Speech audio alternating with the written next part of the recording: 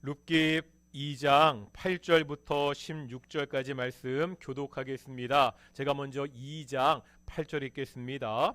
보아스가 룻에게 이르되 내 딸아 들으라, 이삭을 주우러 다른 밭으로 가지 말며 여기서 떠나지 말고 나의 소녀들과 함께 있으라.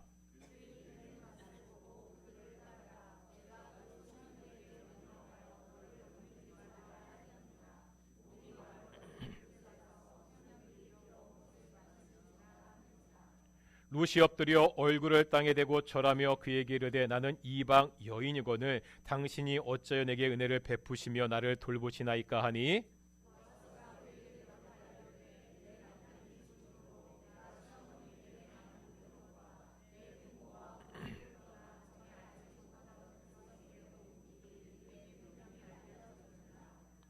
여호와께서 내가 행한 일에 보답하시기를 원하며 이스라엘의 하나님 여호와께서 그의 날개 아래 보호를 받으러 온 내게 온전한 상 주시기를 원하노라 하는지라.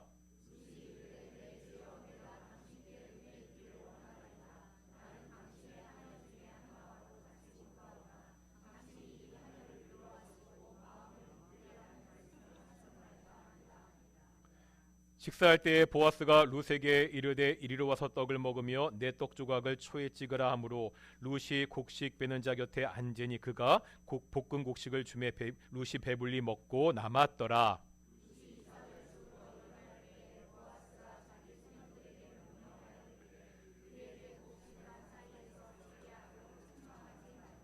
함께 읽겠습니다. 또 그를 위하여 곡식 다발에서 조금씩 뽑아버려서 그에게 줍게 하고 꾸짖지 말라 하니라. 아멘. 이 시간 갈릴리 찬양대 찬원 하나님께 영광 돌리시겠습니다. 하나님이 우리와 함께 하십니다. 예, 오늘 동익교회 예배도 하나님의 영광의 임재가 함께하는 귀한 예배가 되기를 축원합니다. 가끔 TV에서 결혼을 앞둔 연예인들의 인터뷰를 볼 때가 있습니다. 이때 보면 보통 두 가지를 질문하지요. 첫 번째는 처음에 어떻게 만나게 되었는지입니다. 두 번째는 뭐죠? 어떠한 점에서 저 사람에게 끌리게 되었는지, 이런 질문입니다. 처음 만남은 다양합니다. 같은 작품을 하다가 지인의 소개로 또는 우연히 어떤 모임에 같이 하게 돼서 그렇게 만났다고들 이야기합니다. 그런데 그들의 인터뷰를 들어보면 어떤 점이 끌렸는지는요, 되게 비슷합니다. 대답을 보면 돈이 많아서, 잘생겨서, 예뻐서, 그런 대답은 거의 들어본 적이 없습니다. 대개 어떻게 대답하죠? 자상한 면에 내가 끌리게 되었다, 이렇게 대답합니다. 연예인들의 공식적인 멘트와 같습니다. 그렇다면 지난주부터 보고 있는 룻과 보아스는 어떻지요? 우리는 지난주에 이 두 사람이 어떻게 만났는지 첫 만남을 보았습니다. 누가 소개시켜 주어서 만나지 않았습니다. 우연히 만났죠. 룻은요, 곡식을 줍다가 우연히 보아스의 밭으로 갔습니다. 보아스는 마침 그때 밭에 왔습니다. 우리가 지난주에 이 우연이라는 것도 다 하나님의 손안에 있다는 것을 보았습니다. 두 사람은 서로 만날 의도가 없었습니다. 하지만 하나님의 손이 이 두 사람을 우연히 만나도록 인도하셨습니다. 이제 이렇게 만난 룻이 있고요, 보아스가 있습니다. 이 두 사람이 나중에 결혼하는 거 다 알고 있잖아요. 그러면 이 두 사람은 어떻게 서로에게 끌려서 결혼하게 됩니까? 오늘 본문을 보면, 특히 보아스를 보면 연예인들의 공식 멘트라고 말씀드렸죠. 자상하다, 이 말이 참 어울려 보입니다. 보아스가 룻을 굉장히 자상하게 배려하고 있습니다. 하나하나 볼 텐데 이런 겁니다. 지금 룻은요, 먹을 것이 없어서 남의 밭에 가서 떨어진 곡식을 주어야 됩니다. 이런 룻에게 가장 큰 근심은 뭐죠? 밭에서 쫓겨나는 겁니다. 8절에 보면 보아스는 룻에게 자신의 밭에서 떠나지 말라, 이렇게 이야기합니다. 또 있습니다. 지금 룻에게 가장 두려운 존재는 밭에서 일하는 일꾼들입니다.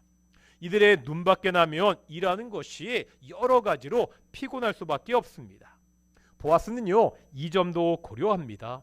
일하는 소년들에게 룻을 건들지 말라고 그렇게 말합니다. 또요, 이 보아스와 룻이 만난 시기는 굉장히 더울 때입니다. 보아스는 룻에게 저 소년들이 길러온 그 물을 마시라고 또 그렇게 말하고 있습니다. 굉장히 자상한 남자의 모습을 오늘 보아스는 우리에게 보여주고 있습니다. 우리 동인교회 남편들은 어떤지 모르겠습니다. 우리 아내분들이 대답하셔야 되는데요. 우리 동인교회 남편들은 보아스와 같이 자상하십니까? 예, 여기까지 더 이상 대답은 저희가 다 들은 걸로 하고요. 어쨌든 이런 보아스의 배려에 룻이 감격하고 있습니다. 아니, 나와 같은 이방 여인에게 은혜를 베푸는 것에 놀라고 있습니다. 우리가 여기까지는 이해할 수 있습니다. 보아스는 원래 자상한 사람입니다. 자상한 부자가 가난한 여인을 불쌍히 여겨서 도와주는 것이다, 이렇게 생각할 수 있습니다.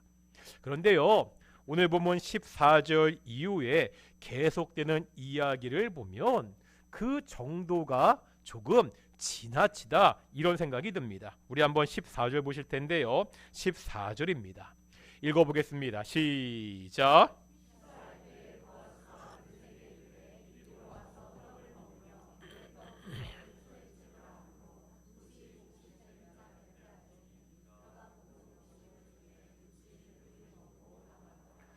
뭐 하고 있죠? 지금 식사하는데 이 식사할 때도 보아스가 룻을 특별히 챙겨주고 있죠.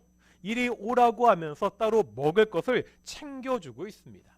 뿐만 아닙니다. 이제 한번 15절과 16절을 볼 텐데요. 15절 16절입니다. 시작.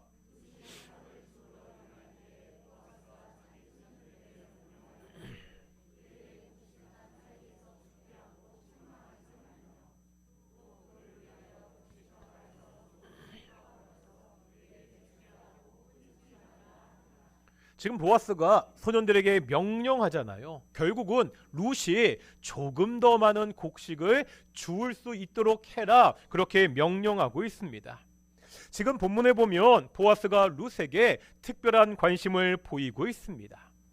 우리가 이런 보아스의 모습을 어떻게 봐야 되죠? 사실 이런 모습을 요즘은 어떻게 말합니까? 이런 것 같습니다. 보아스가 룻에게 요즘 말로 작업 들어간 것처럼 그렇게 보이기도 합니다. 이런 상황이잖아요. 돈 많은 부자와 가난한 젊은 과부. 그냥 표면적으로만 보면 안 좋은 그림이 연상되기도 합니다. 정말 그렇습니까? 지금 보아스가 이 룻에게 딴 마음이 있어서 잘해주고 있습니까? 과연 그런지 본문에서 찾아봐야 됩니다.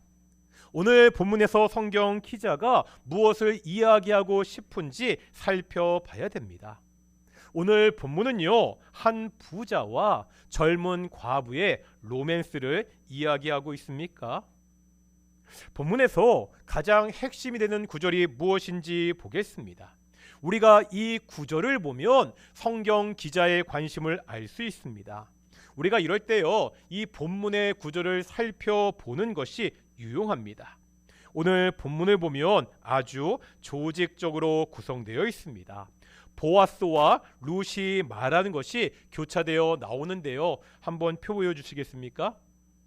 이렇게 되어 있습니다. 먼저 8절과 9절은요, 보아스의 말이 나오고요. 그 다음에 10절에 룻의 말이 나오고 11절과 12절에 다시 보아스의 말이 나오고 이제 13절에 룻의 말, 마지막 14절부터 16절까지 보아스의 말이 나옵니다. 학자들은요, 이러한 것을요, 성경에 나오는 동심원 구조다, 이렇게 이야기합니다. 우리가 어떠한 본문을 읽다가 이러한 동심원 구조가 나오면 그 핵심, 가장 중요한 이야기는 어디에 있어요? 그 동심원 가장 중심에 있습니다. 그러면 몇 절과 몇 절이죠? 10, 11절과 12절이 됩니다. 11절과 12절에 나오는 이 보아스의 말을 우리가 주의해서 살펴봐야 됩니다. 이 11절과 12절은요, 보아스의 대답입니다. 앞에 10절에서 룻이 당신은 내가 이방 여인인데 이런 나에게 왜 이렇게 은혜를 베푸냐 그렇게 묻습니다. 그 질문에 대해서 이제 보아스가 대답하는 거거든요. 먼저 12절에 보면 이렇게 대답합니다. 우리 12절 상반절인데 읽어보겠습니다. 시작. 무슨 말이죠? 지금 보아스는 내가 너에게 은혜를 베푼 이유가 룻이 한 일, 행한 일에 대한 뭐라고요? 보답인데 누구의 보답이라는 거예요? 하나님의 보답이라고 말하고 있습니다. 혹시요, 이 보아스가 룻에게 딴 마음이 있었는지는 모르겠습니다. 하지만 성경 기자의 관심은 거기에 있지 않습니다. 지금 성경 기자는 보아스가 룻에게 베풀었던 그 자상한 배려는 하나님이 너에게 주신 보답이다 이렇게 말하고 있습니다. 지금 보아스는 하나님을 대신해서 룻을 돌보고 있습니다. 그러면 왜 하나님이 룻을 돌보고 있지요? 왜 하나님이 룻에게 보답을 하고 있습니까? 룻이 행한 일 때문이라는 거죠. 이제 11절 보겠습니다. 11절입니다. 읽겠습니다. 시작.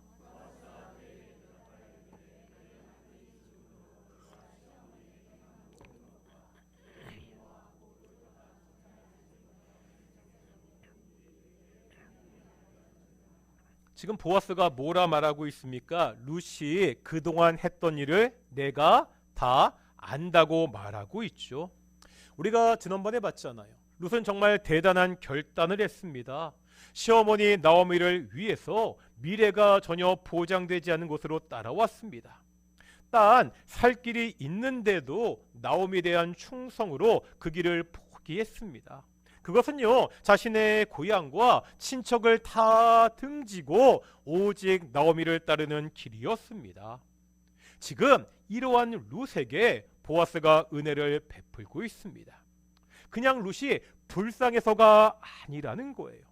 룻이 한 일에 대한, 룻의 행동에 대한 하나님의 보답이라고, 보상이라고 그렇게 말씀하고 있습니다. 그런데 우리가요, 이 지점에서 한번 짚고 넘어가야 됩니다. 보답이라는 말, 보상이란 말을 어떻게 생각하시죠? 보통의 경우라면 이것은 당연합니다. 자신이 한 일에 대해서 정당한 대가를 받는 것은 마땅한 일입니다. 그렇잖아요. 회사에서 일하는 사람들은 거기에 대한 보상으로 월급을 받습니다. 경기를 위해서 열심히 땀을 흘리며 노력한 선수들에게는 메달이라는 보상이 기다리고 있습니다.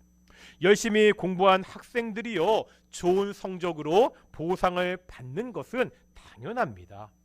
그런데 이 보상이라는 말이요, 교회 안에서 쓰이면 뭔가 좀 찜찜합니다. 그것도 우리가 하나님께 보상을 받는다는 말, 뭔가 이상하지 않습니까? 그동안 한국교회의 문제 중에 하나가 바로 이 보상 심리였습니다. 이런 거죠. 지성이면 감천이다. 우리가 정성을 지극히 들이면 하늘도 감동한다는 말이잖아요. 문제는요, 기도도 이런 식으로 이해하는 경우가 많았습니다.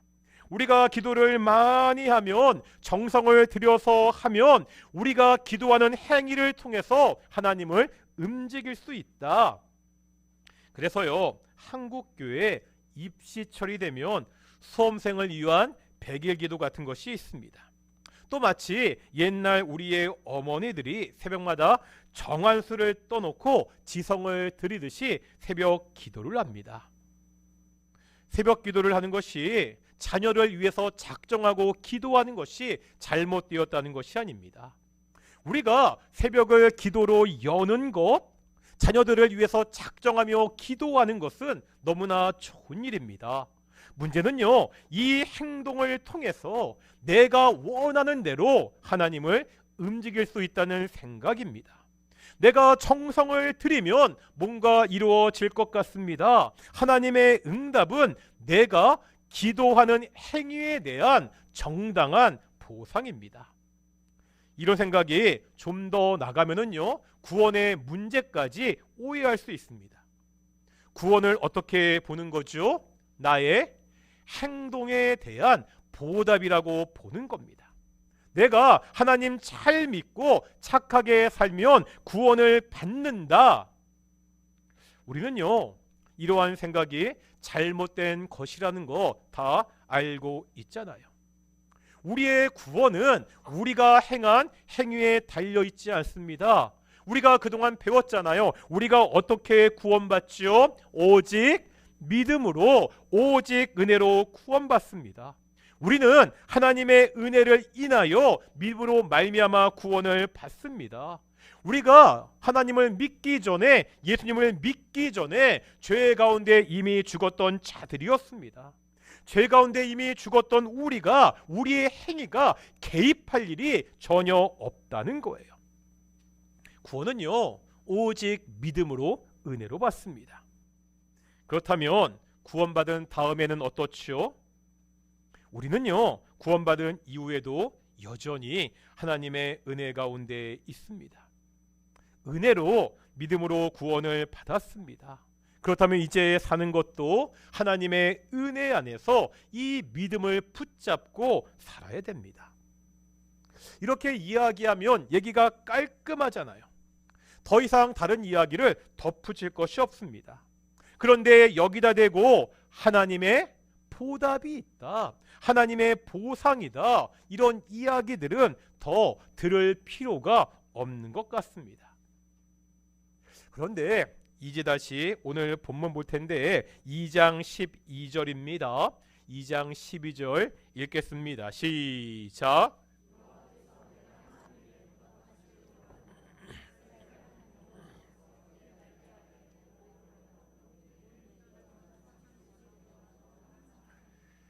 여기 12절에 보면 그의 날개라는 표현이 있죠. 누구의 날개를 말하는 거죠? 여호와의 날개, 하나님의 날개입니다.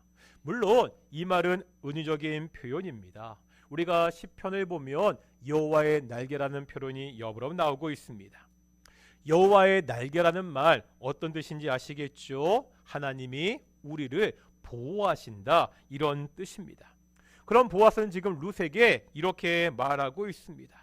하나님께서 너에게 상 주시기를 원한다. 너는 하나님의 날개 아래 보호를 받으러 온 것이다. 이것은요, 대단한 발상의 전환입니다. 룻이 어떻게 이곳 베들레헴에 오게 되었습니까? 룻이요, 하나님의 도움을 바라고 베들레헴에 온 것이 아닙니다.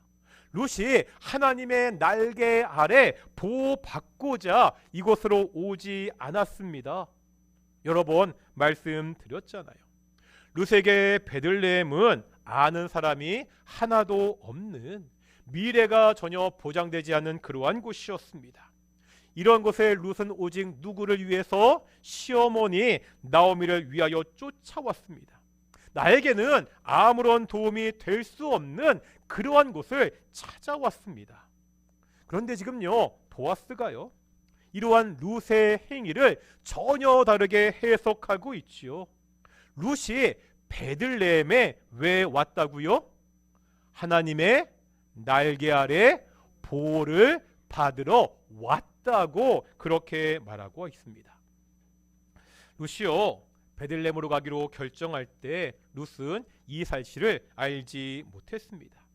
그런데 결과적으로 보니까 룻이 베들레헴에 온 것은 어떠한 일이라고요? 하나님의 날개 아래 보호를 받으러 온 것입니다. 우리가 보았던 2장 3절의 표현을 빌리자면 우연히, 하지만 하나님의 인도하심 가운데 하나님의 날개 아래 이르게 되었습니다. 이것이 바로 룻의 행동에 대한 하나님의 보답이고 보상입니다. 이렇게 되면 좀 복잡하지요? 물어보겠습니다. 하나님의 보상은 있습니까? 없습니까? 이게 하나님의 보상이 있는 것도 같고 없는 것 같기도 합니다. 우리가 이것을 어떻게 이해해야 되죠? 우리는 본래 하나님의 보상을 바랄 수가 없는 사람들입니다. 아니, 보상이라뇨, 영원한 죽음의 심판에서 우리를 건져주신 그 은혜를 우리가 어떻게 다 갚을 수 있습니까? 하나님의 아들이, 하나뿐인 아들이 우리의 죄를 대신해서 십자가에서 죽으셨습니다. 그런데 그때가 우리가 하나님을 잘 믿고 섬길 때가 아니잖아요. 로마서 5장 8절입니다. 함께 읽겠습니다. 5장 8절 시작.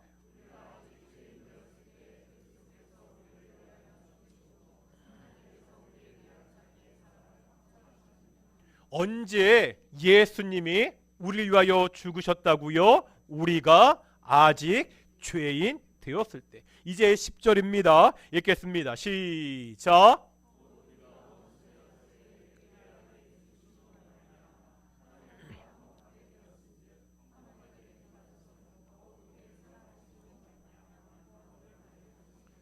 아멘. 언제 그의 아들, 하나님의 아들이 죽으셨습니까? 우리가 아직 하나님과 원수였을 때입니다. 다시 말하면 죄인인 우리를 위하여, 하나님의 원수인 우리를 위하여 하나님의 아들 예수님이 대신 죽으셨습니다. 우리가요, 아무리 엄청난 일을 한다고 해도 이 하나님의 은혜에 어떻게 그렇게 견딜 수가 있습니까? 우리는 매일같이 나의 약함과 나의 부족함을 고백해야 되는 그러한 자들입니다. 이런 우리가 하나님의 뜻대로 살아가는 것은 당연한 일입니다. 하나님께 온전히 예배하고 가난한 사람을 돕고 이 땅 가운데 선하게 살아갑니다. 이것은 보답받을 일이 아니라는 거예요. 마땅히 할 일이라는 겁니다. 그런데 하나님은요, 이렇게 마땅한 일을 하는 우리를 보고 기뻐하십니다. 특별히 잘하는 것이 아닙니다. 당연한 일을 하는 것입니다. 그런데 이것을 보고 우리에게 상 주시기를 원하십니다. 마치 부모와 같습니다.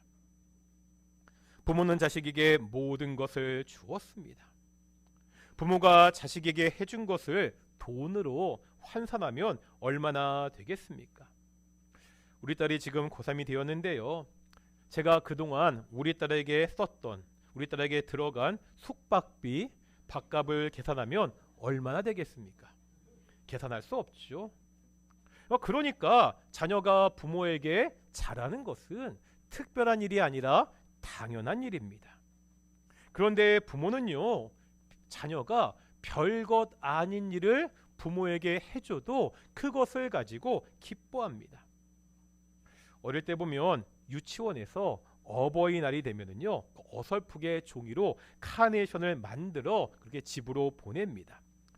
정말 형편없거든요. 하지만 그거를 보면 그렇게 좋았습니다. 때로 정말 삐뚤빼뚤한 글씨로 감사 편지를 써오기도 하죠. 또 제 저기 사무실에 그대로 남아 있거든요. 엄마, 아빠, 그동안 저를 잘 돌봐주셔서 감사합니다. 그걸 보면서 기뻐하는 것이 부모입니다. 부모들은요, 이런 자식을 보고 너무나 기뻐서 어떻게 해서라도 더 좋은 것을, 더 큰 것을 해주고 싶어 합니다.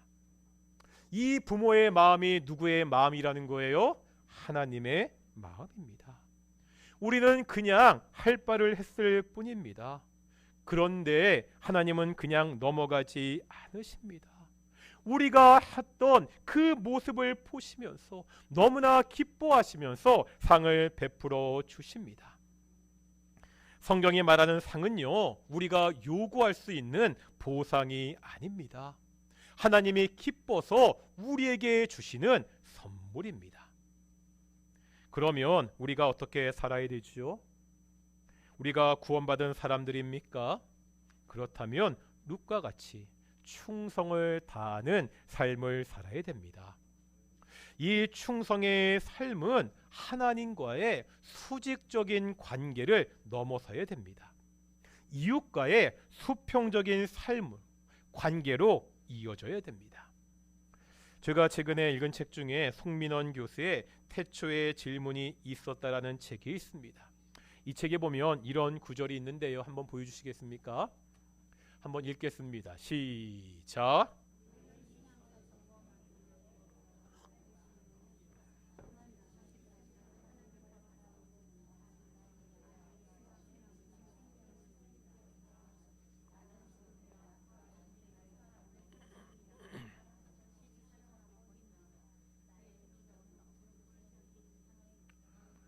우리의 신앙을 위해서 우리가 점검해야 되는 질문이 있는데, 그것은 내가 24시간 하나님만 바라보고 있는가가 아니라 내 신앙이 지금 생명을 살리고 있는지, 지금 내 옆에 있는 앞에 있는 사람을 예수님이 사랑하셨듯이 여전히 사랑하고 있는지, 지금 나의 기도는 어느 곳에 누구를 향해 있는가를 점검해 봐야 된다고 이야기하고 있습니다. 우리가 하나님께 예배하며 그리스도의 몸된 교회를 섬겨야 됩니다. 뿐만 아니라 사회에서도 정직하고 성실하게 하나님의 뜻대로 살아야 됩니다. 이 땅에 가난한 사람들, 연약한 사람들을 도우며 살아야 됩니다. 이 악한 세상에서 소금과 빛으로 살아야 됩니다. 이것은요, 특별하게 헌신된 사람들만 사는 모습이 아니라는 거예요. 구원받은 모든 사람들은 이렇게 살아야 된다고 성경은 말씀하고 있습니다. 그런데 하나님은 이러한 당연한 삶의 모습을 보고 기뻐하십니다. 이렇게 당연하게 살아가는 우리를 보시고 기뻐하시면서 상을 주신다고 그렇게 말씀하고 있습니다. 물론 이 땅에서 하나님의 뜻대로 살아갈 때 고난이 있을 수 있습니다. 고난이라는 말이 좀 거창하면 손해보며 살 수도 있습니다. 주일날 일을 안 하고 예배를 드리기 때문에 금전적인 손해를 볼 수 있습니다. 양심적으로 살다가 보니까 사람들에게 이용당해 손해를 볼 수도 있습니다. 실제 다른 사람들을 돕는 행위는요, 시간적으로 물질적으로 손해보는 행위입니다. 하지만 룻이 그랬듯이 그 손해를 뛰어넘어 충성할 때 하나님께서 우리에게 상을 베풀어 주십니다. 우리는 다만 마땅한 일을 했을 뿐입니다. 그런 우리를 보시며 기뻐하시고 보답하신다고 성경은 가르치고 있습니다. 그때는요, 잘 모를 수 있습니다. 당장은 내게 손해가 있는 것 같기도 합니다. 하지만 그 행동을 통해 우연히 하나님의 날개 아래로 인도하십니다. 우리가 마땅히 행할 일을 할 때 하나님은 그것을 우리에게 상줄 기회로 삼으십니다. 사랑하는 동인의 모든 성도들이 하나님과 이웃에게 충성된 삶을 살기를 소망합니다. 그래서 우리에게 상 주시는, 우리를 보호하시는 하나님의 날개 아래 있기를 축원합니다. 우리 주품에 함께 찬양하며 기도 나아가기를 소망합니다. 주품에 함께 찬양하시겠습니다.